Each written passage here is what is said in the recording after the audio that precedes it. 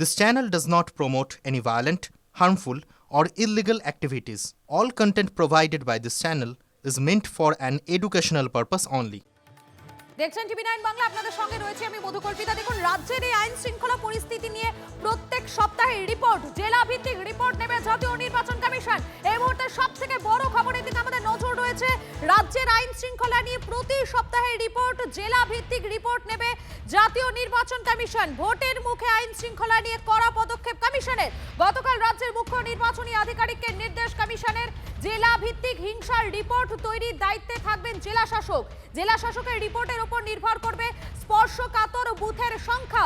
এই মুহূর্তে সবথেকে বড় আপডেটে আমাদের নজর রাখতেই হবে।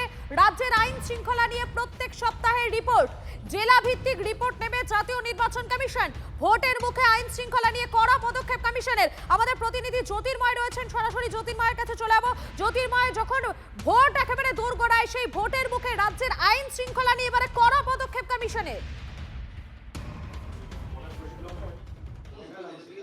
পশ্চিমবঙ্গের মুখ্য নির্বাচনী আধিকারিক মনোজ আগরওয়ালকে জাতীয় নির্বাচন কমিশনের ফুল বেঞ্চ তারা নির্দেশ দিয়েছে যে পশ্চিমবঙ্গের আইন শৃঙ্খলা পরিস্থিতি নিয়ে প্রতি সপ্তাহে তারা রিপোর্ট চায়। এক্ষেত্রে জেলা ভিত্তিক রিপোর্ট প্রতি সপ্তাহে জমা দিতে হবে জাতীয় নির্বাচন কমিশনে। সংশ্লিষ্ট জেলার ডিএম এর দায়িত্ব থাকবে সেই জেলায় কি কি ঘটনা ঘটছে, হিংসার ঘটনা ঘটছে, বিশেষত রাজনৈতিক হিংসার ঘটনা, তার পুঙ্খানুপুঙ্খ বিবরণ সহ সেই রিপোর্ট পেশ করতে হবে রাজ্যের মুখ্য নির্বাচনী আধিকারিকের কাছে।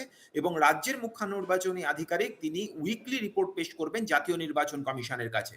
এই রিপোর্টের ভিত্তিতেই, অর্থাৎ একেবারে নেক্সট উইক থেকে এই রিপোর্টের ভিত্তিতেই আগামী দিনে রাজ্যে মোট কত স্পর্শকাতর বুথ হবে, সেই স্পর্শকাতর বুথের ভোট করানোর জন্য মোট কত কেন্দ্রীয় বাহিনী মোতায়েন প্রয়োজন, এবং কেন্দ্রীয় বাহিনীর অ্যাভেলেবিলিটির উপর নির্ভর করে এবং স্পর্শকাতর বুথের সংখ্যার নিরিখে আগামী দিনে পশ্চিমবঙ্গে মোট কত দফায় ভোট করানো সম্ভব, এই যাবতীয় বিষয়ের চূড়ান্ত সিদ্ধান্ত নেবে জাতীয় নির্বাচন কমিশন। অর্থাৎ পশ্চিমবঙ্গের ভোটে আবারও যে আইন শৃঙ্খলা পরিস্থিতি অন্যতম বিচার্য বিষয় হতে চলেছে, এই নির্বাচন কমিশনের রিপোর্ট থেকেই কিন্তু সেই তথ্য আমাদের সামনে সম্পূর্ণভাবে স্পষ্ট। যদি আরো একবার তোমার কাছে একটা বিষয় জানতে চাইবো, রাজ্যে ভোট কত দফায় হবে সেটা কি নির্ভর করছে এই রিপোর্টগুলো দেখার পর যে স্পর্শকাতর বুথের সংখ্যা বেরোবে, সেই বুথের সংখ্যা জানার পরে কি নির্বাচন কমিশন সিদ্ধান্ত নেবে সে বিষয়ে? দেখো, যে খবর আমাদের কাছে আসছে যে রাজ্যে এবারের যে ভোট, সেই ভোটের ক্ষেত্রে দফার সংখ্যা কমতে পারে। স্বয়ং মনোজ আগরওয়াল এই প্রস্তাব তিনি দিয়েছেন। পশ্চিমবঙ্গে এর আগে আমরা দেখেছি যে 8 দফায় ভোট হয়েছে, কিন্তু এখন কমিশন চাইছে দফার সংখ্যা কমাতে।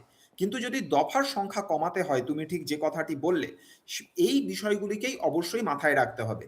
অর্থাৎ দফার সংখ্যা কমার সঙ্গে সঙ্গে কেন্দ্রীয় বাহিনীর অ্যাভেলেবিলিটির কথা মাথায় রাখতে হবে, এবং সেক্ষেত্রে আরও অতিরিক্ত বাহিনী প্রয়োজন। যদি এক্ষেত্রে আইন শৃঙ্খলা পরিস্থিতির অবনতি হয়, হিংসার ঘটনা যদি আরও বেশি বাড়ে, সেই পরিস্থিতিকে নিয়ন্ত্রণ করার ক্ষেত্রে, ফ্রি অ্যান্ড ফেয়ার ইলেকশন নিশ্চিত করার ক্ষেত্রে কি সামগ্রিক পরিকাঠামো হবে তা কিন্তু সম্পূর্ণভাবে নির্ভর করবে এই যে উইকলি রিপোর্ট এবার থেকে জাতীয় নির্বাচন কমিশন নেবে, সেই উইকলি রিপোর্টের ওপরে। একেবারে জ্যোতির্ময়, তুমি আমাদের সঙ্গে থাকো। এই মুহূর্তে সবথেকে বড় আপডেটের দিকে আমাদের নজর রাখতেই হবে। রাজ্যের আইন শৃঙ্খলা নিয়ে প্রত্যেক সপ্তাহে রিপোর্ট, জেলা ভিত্তিক রিপোর্ট নেবে জাতীয় নির্বাচন কমিশন। ভোটের মুখে আইন শৃঙ্খলা নিয়ে একটা কড়া পদক্ষেপ কমিশনের। গতকাল রাজ্যের মুখ্য নির্বাচনী আধিকারিককে নির্দেশ কমিশনের। জেলা ভিত্তিক হিংসার রিপোর্ট তৈরির দায়িত্বে থাকবেন জেলা শাসকেরা, এবং জেলা শাসকের রিপোর্টের উপরই নির্ভর করবে স্পর্শকাতর বুথের সংখ্যা। এই মুহূর্তে সবথেকে বড় আপডেটে আমাদের নজর রয়েছে। তন্ময় ঘোষ, তৃণমূল মুখপাত্র, রয়েছেন আমাদের সঙ্গে। আপনাকে স্বাগত টিভি9 বাংলায়। দেখুন, রাজ্যের আইন শৃঙ্খলা পরিস্থিতি নিয়ে প্রত্যেক সপ্তাহে রিপোর্ট এবং জেলা ভিত্তিক রিপোর্ট নেবে জাতীয় নির্বাচন কমিশন। অবশ্যই ভোটের মুখে আইন শৃঙ্খলা নিয়ে এই পদক্ষেপকে অত্যন্ত কড়া বলে মনে করা হচ্ছে। জাতীয় নির্বাচন কমিশন ক্রমাগতভাবে তাদের সাংবিধানিক যে সীমারেখা সেটা লঙ্ঘন করে চলেছে। তার কারণ হচ্ছে যুক্তরাষ্ট্রীয় পরিকাঠামোতে আইন শৃঙ্খলা রাজ্যের বিষয়, এখনো নির্বাচন ঘোষণা হয়নি, তারা প্রত্যেক জেলায় জেলা শাসকদের থেকে রিপোর্ট চালাচ্ছে। অর্থাৎ দুর্পথে তারা যে রাজ্য প্রশাসন তার উপর নিয়ন্ত্রণ নেওয়ার চেষ্টা করছে, সেটা অত্যন্তই গর্হিত কাজ বলে মনে হচ্ছে। তবে এইসব যাই করে থাকুক, যেভাবেই নির্বাচন করুক, এর আগে 8 দফায় করেছে, চাইলে 15 দফায় করতে পারে, 1 দফায় করতে পারে। গণতন্ত্রে মানুষ শেষ কথা বলবে এবং মানুষের আশীর্বাদ তৃণমূল কংগ্রেসের সঙ্গেই আছে।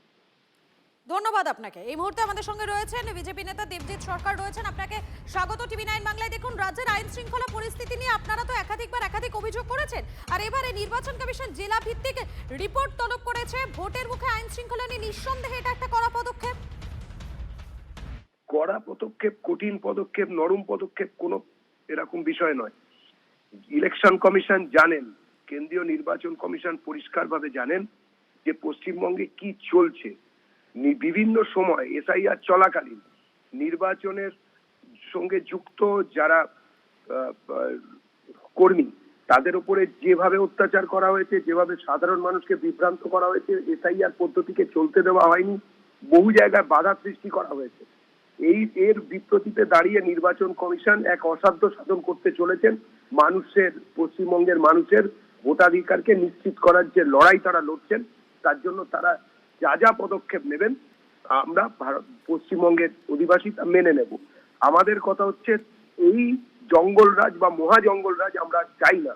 আমরা বাঁচতে চাই, আমরা মুক্তি চাই, আমরা পরিবর্তন চাই। ধন্যবাদ আপনাকে।